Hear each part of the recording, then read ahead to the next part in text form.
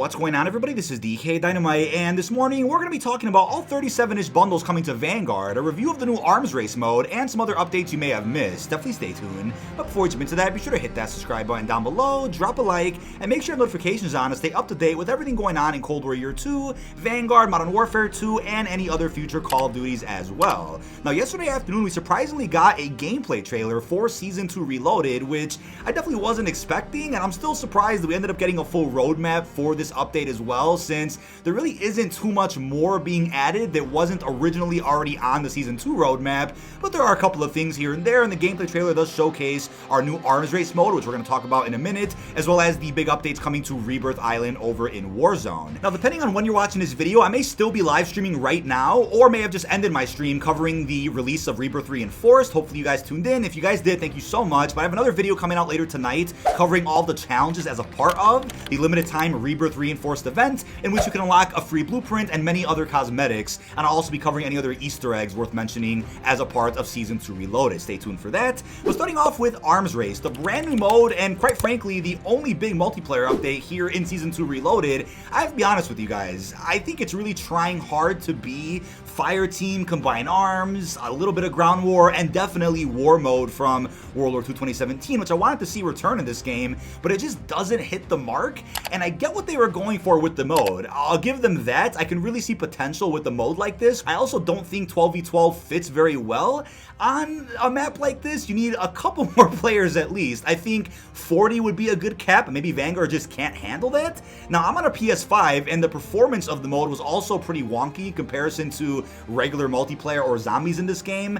I mean, I was dropping hella frames. I had friends on PC that had a smoother experience than me, which I understand, but come on, for a PS5, this just didn't really run well. I don't know if you can actually see that in the gameplay, but I definitely felt a bit off the whole time. Now, spawn killing was also an issue. I mean, as inconsistent as some of the guns are in this game, it just felt like it was taking me 20 plus bullets to kill somebody who had armor, but then when I would spawn, I would get insta-killed across the map by somebody who could magically one-tap me with an STG or even an LMG. It was very weird, and that's just Vanguard altogether, of course, but there was also some weird bugs with the air deploying system. I'm not sure if you're restricted on when you can actually use that feature, but there were many elements of the match where I'm like, okay, I can air deploy when I die and spawn back in. But then there were many other instances where I just couldn't air deploy, and I kept spawning on the ground every time, insta-dying as well, which I didn't really understand.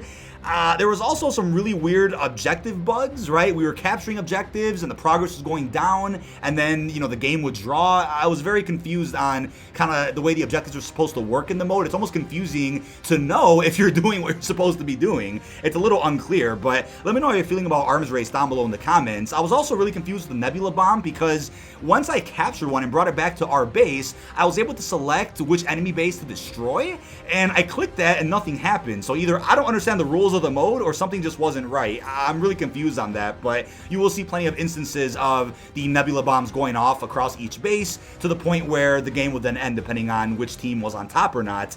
Now, we also have the vehicles in the mode. I think it's hilarious how the motorcycles work. They'll just spawn out of thin air when you choose them. They're free, but you do have to spend money on the trucks or the tanks, which I guess is fine.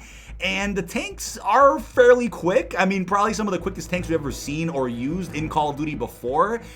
The controls are a bit weird. I don't know if you guys experienced this, but when aiming at enemies, it just felt a bit strange at times. Like it wasn't locking on, or the sensitivity was all over the place. Not sure what is wrong with the tanks there, but you could see in the gameplay, right? It will take multiple shots to kill an enemy with the tank, but with my luck, I'll get one tap by one across the map. It's super inconsistent. Now, the way buy stations work are also cool. You can have the choice of buying specific weapons, equipment, obviously your vehicles, even your loadouts, but you do spawn in by default with like an STG or something, which does enough damage by itself to the point where you can save your money and don't really have to buy your loadouts unless you really want to. Would very much recommend a sniper though, because there's so many instances where you can't even see the enemies. The visibility is a bit strange, but they can see you. So I think running a sniper definitely makes sense, at least as your secondary, if you guys can get that done. But all in all, this mode has potential, could be be improved upon a lot, but I just don't know if they're even going to update this mode after Season 2, considering a mode like Champion Hill, which deserves more updates, also hasn't gotten anything since, what, the beta? Now, don't forget, I'm trying to be as optimistic, positive, and respectful about anything to do with Vanguard. I'm always honest with you guys nonetheless, but I'm not going to sugarcoat things and pretend like everything's perfect because I care about that creator code so badly. I mean, overall, a creator code should probably be given to channels who are honest and genuine, not people that dick ride corporations or pretend like things are perfect just because they care about the status of their partnership. I mean, no, I'm always going to keep it up front with you guys. I'm always going to make sure everything is kept real, and you guys know where to come for the latest Call of Duty coverage, of course. But we also have this video being passed around of a St. Patty's Day Leprechaun bundle, as it seems. I'm very confused on this too.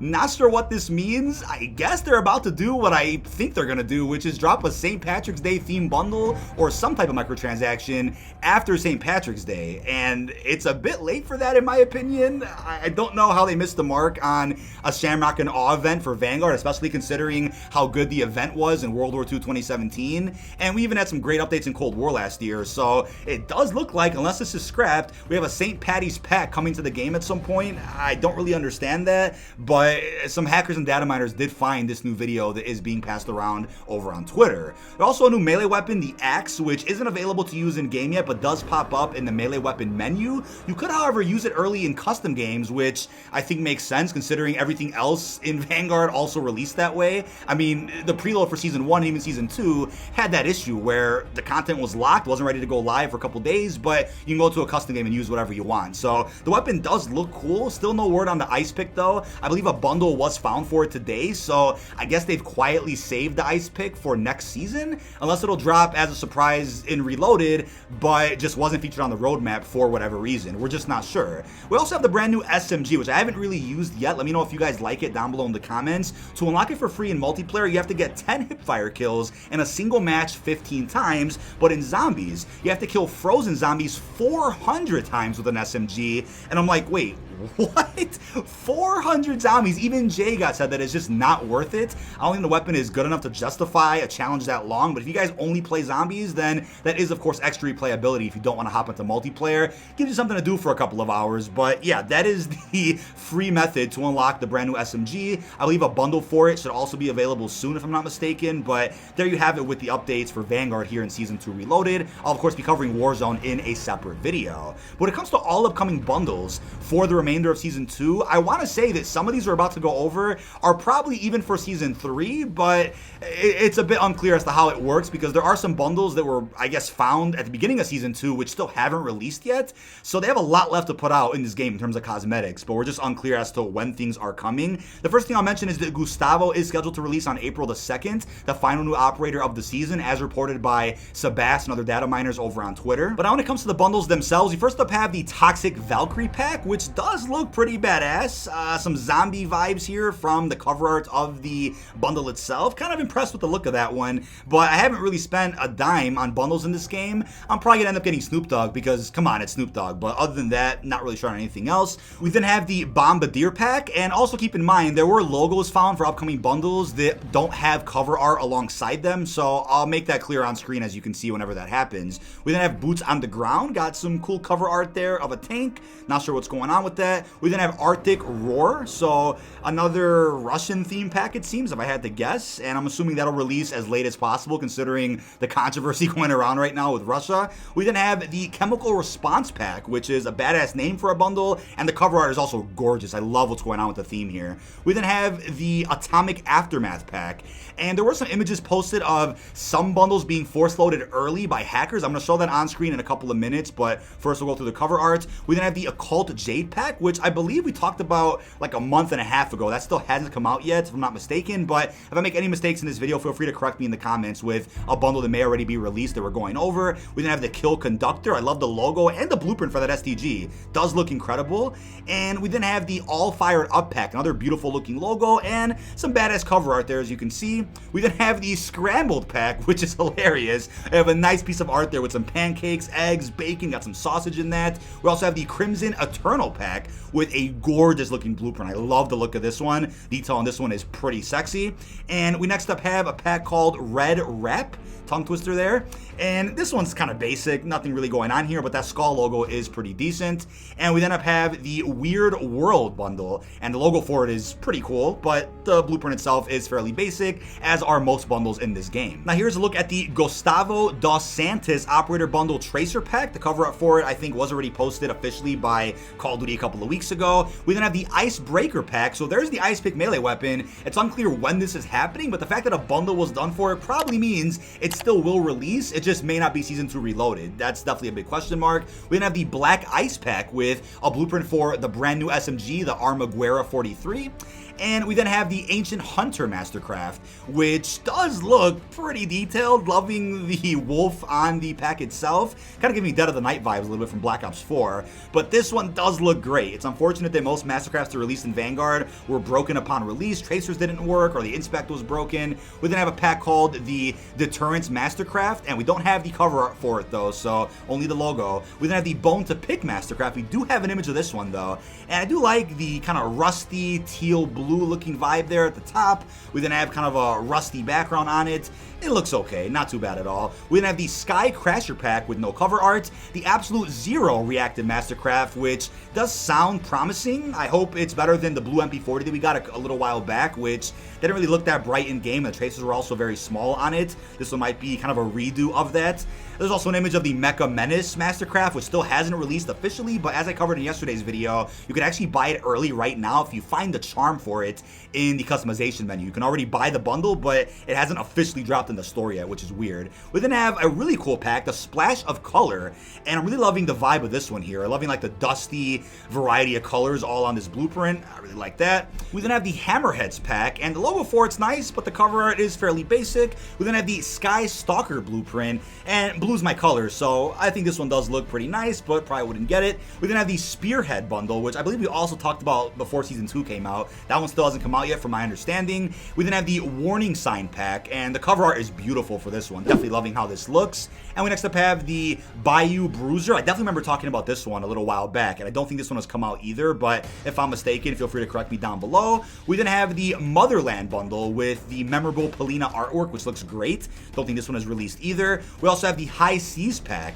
And like I said, there's quite a few bundles that just for some reason haven't dropped in Season 2 yet, probably are all broken, so that's why they're being delayed a little bit, but some should be dropping any day now, right? We then have the Ancient Amber pack, which is cool, and the cover art for it also looks okay. I mean, it's a pretty generic looking blueprint and operator skin, but the background does look alright. We then have the Island Expedition Pro pack. Now, to be honest with you, all the pro packs across MW, Cold War, and even Vanguard have all looked pretty nice. I can't lie about that. And they all cost $20, but then reimburse you with 2,400 COD points, which is $40 of value for the price of 20. You can't complain about that. And the mask that's on the operator is a bit wonky. I'm not sure if that can get you spotted from a mile away, but there you have it. And we also have the Commandant Death with a nice looking skin for Polina. The artwork is gorgeous, kind of a background from, I believe, the campaign when you play as her, which is cool. We then have the Full Defense blueprint, which is as basic as it gets. Could confuse that for a free blueprint you can already unlock in the game as it is. Not sure why that's a bundle. And we next up have the Proletariat skin, which is really impressive for Polina. Really armory, really tanky, really tactical.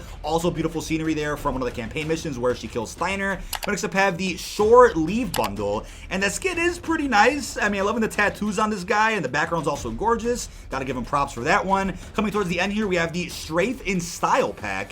Not too much going on with this one. The background's nice, liking the smoke there. The blueprint's pretty basic, but last and definitely not least, we have the Outback Outlaw pack, and the blueprint is cool for that dinner plate, getting some cowboy vibes there on the operator skin, and the background also does look pretty impressive. But with that being said, those are all the bundles that we know about coming to Call of Duty Vanguard, and will also be usable in Warzone whenever Raven fixes most of them, since some of them don't translate over very well. Some of the bundles we did go over may already be out, and it just slipped my mind, or I just didn't see them in the bundle shop, but feel free to correct me respectfully down below in the comments, of course. Now, there are around, 34 days of Season 2, so there's plenty of time for a lot of these bundles to come out. I'll keep you guys updated with whatever else is happening in Vanguard, but it does feel like there's quite a bit of time left for the season, and not much is really coming to Vanguard in terms of content, but at least Warzone is getting some major updates if that's your cup of tea, especially when it comes to the Black Ops-centric Rebirth update. But that is about it. This has been dkdynamite. Leave your thoughts down below in the comment section. What are your thoughts on Season 2 Reloaded so far for Vanguard? How are you feeling about the arms race LTM?